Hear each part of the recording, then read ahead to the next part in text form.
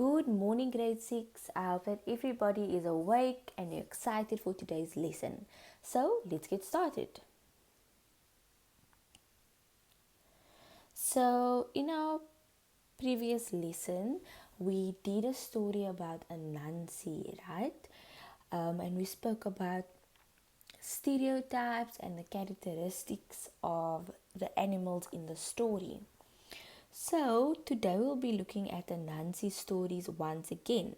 So, here I have some pictures of West African people, just a reference to see how they looked and the attire they used to wear, and just a sense of how their culture is before we get into today's lesson. Okay, so can everybody please open up the English textbooks on page 93. So today we'll be doing speaking.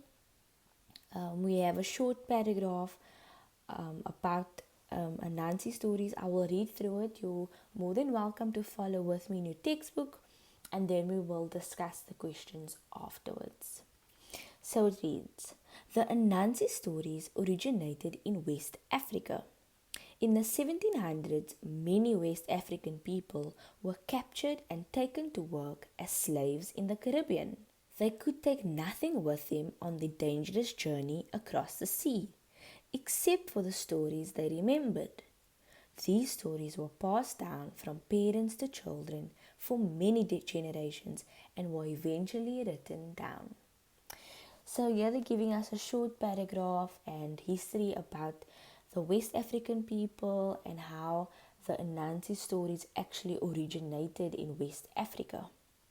So now we will just discuss these questions and you would also answer them in your book. So number one says, would you say the slaves have a lot of control over their own lives or very little? Question 2. The Anansi stories describe a tiny, tricky little spider who overcomes great difficulties by using his wits. Why do you think slaves would enjoy telling these stories? And then last question number 3. What qualities do you think Anansi has that would be important for slaves? So, the story that I read to you, I think 2 lessons ago, about the Anansi stories, you can go back, you can read through it again. I'm sure you already will remember the story. So we'll just use your knowledge about that and then answer these questions. Okay, so for homework, I would like you to do research about the Anansi stories and write a short paragraph. So 60 to 80 words about the information you collected. What I would like you to do is once you finish writing down your information, I would like you to go through the paragraph and please underline all the adjectives that you find there, circle all the verbs, and put the nouns in bubbles, right? We all know that an adjective names or gives an attribute to a noun. So, for example, my adjective is sweet. So, I would say the sweet tea. So, sweet is my adjective because it's describing and giving an attribute to my noun, which is tea.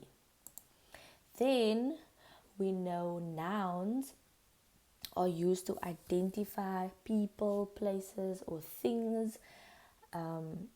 An example would be my lovely mother. So, lovely would be your adjective, and mother would be your noun. And then, lastly, your verb we know is used to describe an action, so or state. So, I would say, I hear you coming. So, hear is an action, and that's our verb.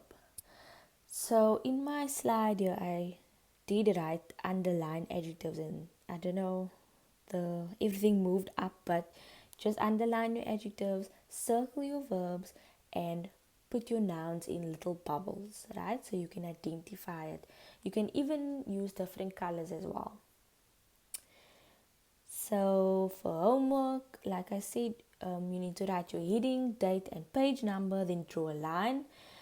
Then you need to write your short paragraph of 60 to 80 words. First, do your short paragraph, underline, circle, and put those things in bubbles. Then you complete the questions on page 93, which I discussed with you, question 1 to 3.